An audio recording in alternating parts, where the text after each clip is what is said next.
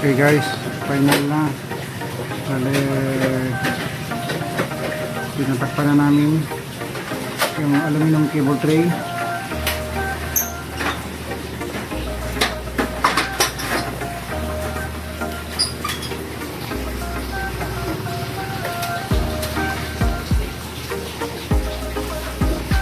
Installation of earth ground, Alvin Flores. Okay.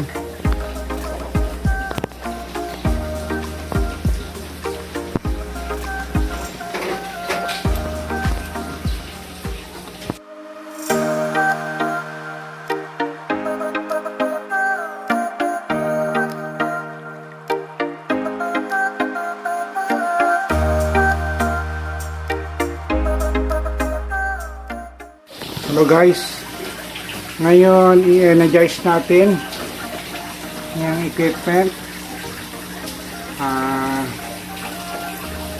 Ito yung master, battery muna, wala pa yung TV.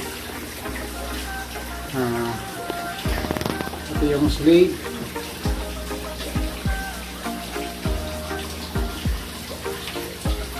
Tapos muna natin. Battery mode muna. So far working all. Working. Naka-connect. By the way, itong 2 unit is naka-parallel mode. Naka-parallel siya. So yung load side is naka-couple, naka-parallel connection sila para 10 kilowatt plus 10 kilowatt will be 20 kilowatt in total yung load,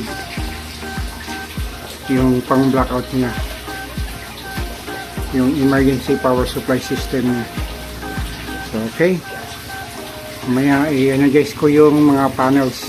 Okay guys, now energize na ang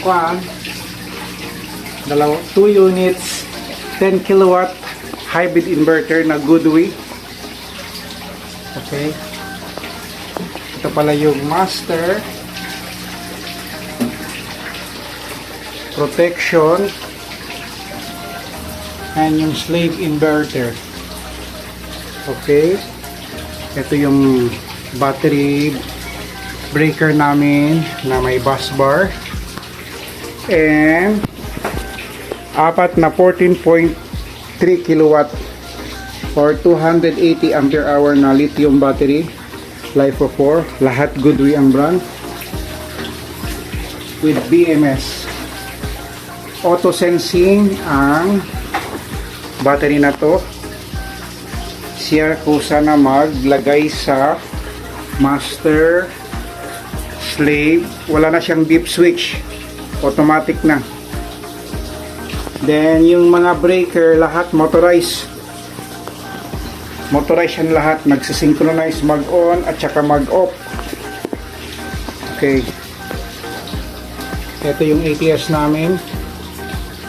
125 ampere single phase protection. Main AC breaker, grid. Then by the way guys, may genset support ito. Pag kulin mo yung panahon, maglolobat, pwede pandalin ang genset para mag-backup sa equipment. Okay? Thank you.